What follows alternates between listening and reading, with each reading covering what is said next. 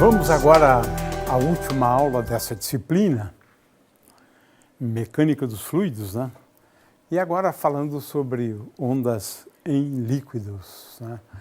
É claro que esse tema pode ser colocado também no tema sobre oscilações e ondas, é verdade, né? Mas a gente quis discutir ondas em fluidos, já que problemas de dinâmica envolvendo a mecânica dos fluidos são problemas muito difíceis, né? Então a gente, bom, no final da aula eu vou fazer alguns comentários sobre isso ao encerrar essa disciplina. Muito bem, então vamos tentar avançar o mais rápido possível em relação a ondas agora num fluido que é um líquido, porque o líquido ele exibe a propagação de ondas, né? De uma classe mais geral do que aquelas que se propagam, por exemplo, no ar, né? Muito bem, então esse é o tema. Uma onda pode se originar a partir de gotas caindo sobre uma superfície. Já dissemos que ondas são muito importantes, né, nas nossas vidas, né? E agora ondas eletromagnéticas. Sim, elas se propagam num líquido. Agora, muita atenção, porque é diferente da propagação de ondas eletromagnéticas no vácuo, porque cada líquido é caracterizado por um índice de refração diferente. O índice de refração é dado pela relação entre a velocidade da luz no vácuo e a velocidade da luz no meio considerado. Então, é diferente a propagação, mas é diferente basicamente em termos de índice de refração, né? A luz se propagando num sólido, por exemplo, já exibe fenômenos mais complexos, né? Mas a gente não vai discutir isso agora, né? O fato é que ondas eletromagnéticas se propagam também em fluidos, né? E agora temos aqui questões interessantes, né, sobre ondas, né? Por exemplo, na superfície, né, do mar, né, em 1943 tiraram essa foto, uma foto histórica, onde se evidencia, né, a existência de ondas quinoidais, né? Né? O fato é que essas ondas quinoidais são ondas periódicas, né? São ondas periódicas, como a gente está vendo aqui, né? Olha aqui, temos uma que se propagam, olha, a intervalos relativamente regulares, né? Estamos vendo aqui as ondas, eu estou chamando atenção aqui para elas, olha, estão aqui, né? Então, temos ondas, soluções envolvendo propagação de ondas, né, bem mais complexas. E também temos evidências, né, de propagação de ondas não lineares na água, por exemplo, né, em fluido, em líquidos, né. Aqui tem uma equação para chamar a atenção, né, para o aspecto não linear, né, de uma equação, né? Essa equação tem o nome de Sine-Gordon, né? Ela muitas vezes é aplicada a esse tipo de problema, né? Mas de qualquer maneira se nota que é uma equação não linear, né? Se eu tomar φ1 como solução e φ2 como solução, φ1 mais φ2 não é uma solução dessa equação. E essas equações não lineares têm interesse muito grande, né? E elas foram descobertas no ano passado e existem livros e livros discutindo, né, ondas solitárias em fluidos. É um tema bastante interessante este, na verdade, né? Se acredita que tsunamis, né, sejam essas ondas solitárias, né? Claro que os tsunamis, eles têm um poder de destruição muito grande, por conta da amplitude que dá onda. Amplitude da onda, né? Se você tem uma amplitude digamos, de 20 metros, 20 vezes maior, por exemplo, ou 10 metros, né? 10 metros, 10 vezes maior do que uma onda do mar, né? A intensidade da onda vai com o quadrado da amplitude, vai com o quadrado da amplitude. Consequentemente, a intensidade se multiplica por um fator 100. A energia, portanto, transportada pela onda por unidade de tempo, né, por unidade de área, é 100 vezes maior. Né? Por isso, o poder de destruição dos tsunamis. Né? Agora, a primeira onda solitária, né, que se tem notícia é bem antigo, 1834. Né? O que se verificou, esse indivíduo verificou, é o seguinte: quando chega um barco, né, e ele se movimenta em direção aonde existe um canal, ele para e ele produz uma onda solitária. Essa onda, veja, solitária, é solitária mesmo, né? Ela se propaga, aqui no caso para a direita, né? De tal maneira a não experimentar nenhuma dispersão. Ela não reduz a sua altura, se espalha, ela não se divide em 2 ou 3, né? De forma que o indivíduo estava andando a cavalo e andou ao longo de 2 ou 3 ou 4 quilômetros, acompanhando essa onda solitária que não se desmancha. Né? Veja que são ondas mais difíceis de serem entendidas, né? Porque por conta do caráter não linear, né, dessas ondas. Né? Agora, essas ondas são fáceis, né, de serem produzidas, né? Ou melhor, algumas ondas são fáceis de serem produzidas em laboratório, né?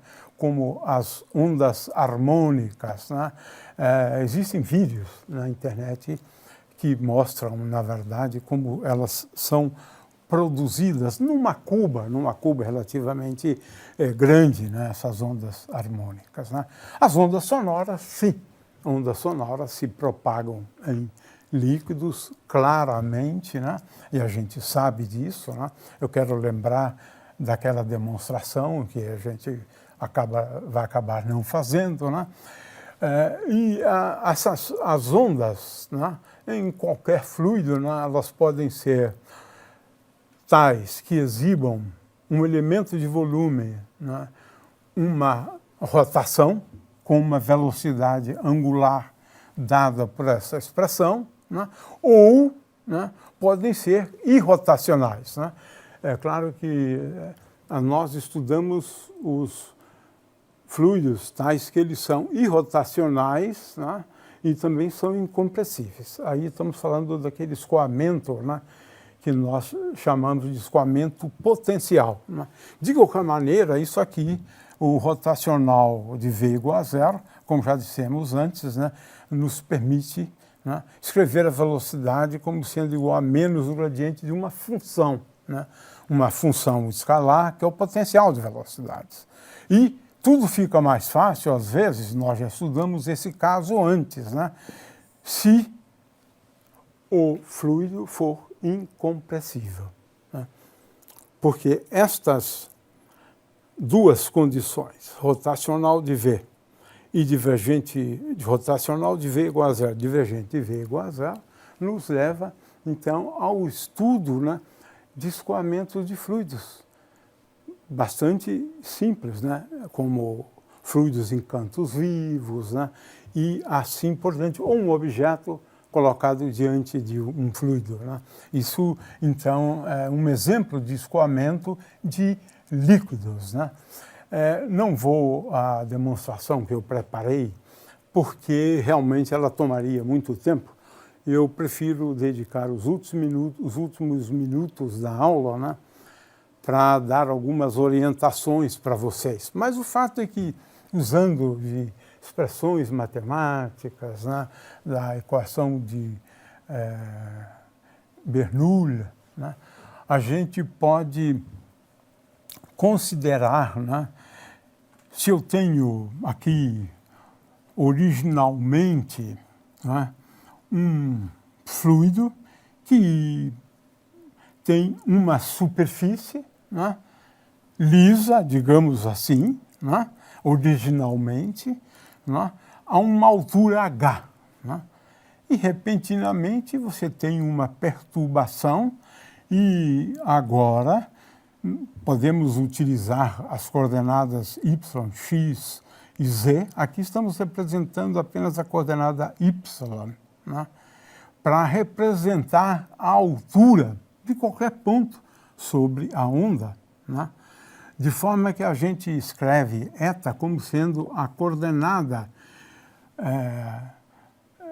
tal que y é igual a h é a altura. E a gente utiliza também aqui a equação, na verdade, básica dos fluidos, a equação de Bernoulli, a gente usa a equação de Bernoulli sobre aquela forma, e escreve y igual a eta mais h. E aí tem todo um formalismo aqui para descrever esse tipo de onda na superfície da água. Bom, a gente não tem tempo, vamos só mostrar as soluções. O aluno pode dar uma olhada nas transparências, né? A gente procura soluções de φ sob essa forma aqui, né? É a base, na verdade, é a separação de variáveis. A gente quer resolver a equação de ondas agora, né? Ondas bidimensionais, né? E procura soluções sob essa forma, a y sob essa forma aqui, né? Porque isso é importante para estabelecer a condição de que, no fundo, a velocidade, a componente y da velocidade é igual a zero. Então, tem todas um conjunto de fórmulas aqui. O fato é que, no final, a gente conclui, né, pela propagação de ondas, onde φ é dado por essa expressão aqui, que envolve, na verdade, h, né, e uma constante k, né, vezes y, cosseno de kx menos ômega-t vezes kx menos ômega-t mais delta. E a velocidade de propagação tem essa expressão, não vale a pena. Se tiverem curiosidade, deem uma olhada nas transparências, né? Mas no fim a gente obtém a solução para estas coordenadas, né, de um ponto, né, na onda, na superfície de um líquido, né? E a gente conclui, é uma coisa bastante interessante, né, é que, na verdade, esses pontos descrevem órbitas circulares, né, e é claro que o raio dessas órbitas vai se tornando cada vez menor em função da profundidade. Mas é só E a trajetória, então, pode ser uma trajetória elíptica, né, ou uma trajetória circular, como aquela que eu mostrei antes, né? Mas, de qualquer maneira, a gente não vai ter tempo para dar esses detalhes, né? O que eu gostaria, então, para encerrar essa disciplina, em primeiro lugar, é sempre bom, né, estar aí com vocês, né? Eu entendo que essa disciplina de mecânica dos fluidos é uma disciplina difícil, né? Mas a nossa ideia é o seguinte: o aluno tem que saber algumas coisas num nível mais alto do que aquele do ensino médio. Mas a gente vai cobrar dos alunos os conteúdos que são relevantes para o ensino médio, dando um peso a eles de cerca de 70% a 80%. 70%, né, aproximadamente, e cobrando só aspectos que sejam de nível universitário, mas de tal forma que as fórmulas, vocês, no nível universitário, vocês não tenham que deduzi-las durante a prova. As fórmulas serão dadas na prova, nessa parte do nível universitário. Ora, o que consiste, na verdade, um curso do ensino médio, né, de mecânica dos fluidos? Estática.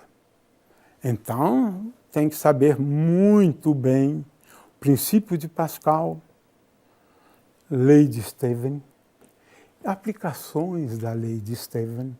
Isso é fundamental, né? Isso certamente tem que ser cobrado do aluno.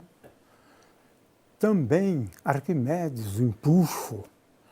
Então, vamos ter exercícios, pelo menos a metade da prova, com certeza, né, seria sobre esses temas. Depois, temos alguns de dinâmica, mas aqui é só a equação da continuidade. Vazão é um conceito importante, não é? E a equação de Bernoulli. Esses são os conteúdos, digamos assim, obrigatórios, além de conceitos de densidade, pressão, né? Claro, conceito de velocidade, linhas de corrente, como determinar linhas de corrente. Aí já é no nível universitário, que envolve integrais, esse é o ponto, envolve integrais, né? Então, a ideia é realmente procurar dar um curso mais completo, um nível acima do que se estuda no nível do ensino médio, para o professor ganhar um pouco mais de confiança, né? E entender algumas sutilezas da mecânica dos fluidos. Mas realmente, no ensino médio, a mecânica dos fluidos se atém basicamente à hidrostática, e do ponto de vista do que poderíamos chamar de dinâmica, né? Temos aqui a equação da continuidade, mas aqui o conceito fundamental é realmente o conceito de vazão, e finalmente a equação de Bernoulli.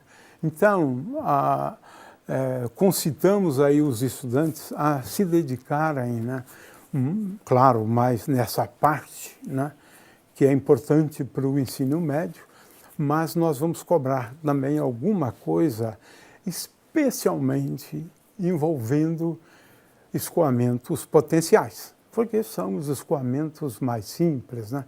Fazer alguns exercícios com cantos vivos e assim por diante, porque alguns escoamentos são descritos de uma maneira bastante simples, com soluções simples, né, da equação de Laplace, que a gente resolve fazendo uso desse método de separação de variáveis.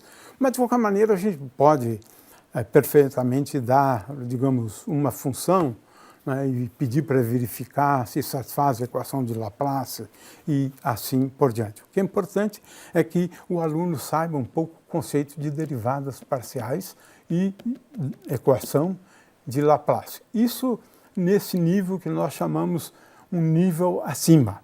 É nível universitário, sim. O que demos, né, tanto na aula 4, né, quanto na aula 12 são de nível universitário. As aulas 13 e 14 realmente são aulas quase que descritivas, né? A gente procurou pular passagens, porque a gente vai ver isso com calma depois, né, no curso de oscilações e ondas. Mas, de qualquer maneira, dedicamos algum tempo, né, à propagação de ondas de uma maneira geral, né, num fluido.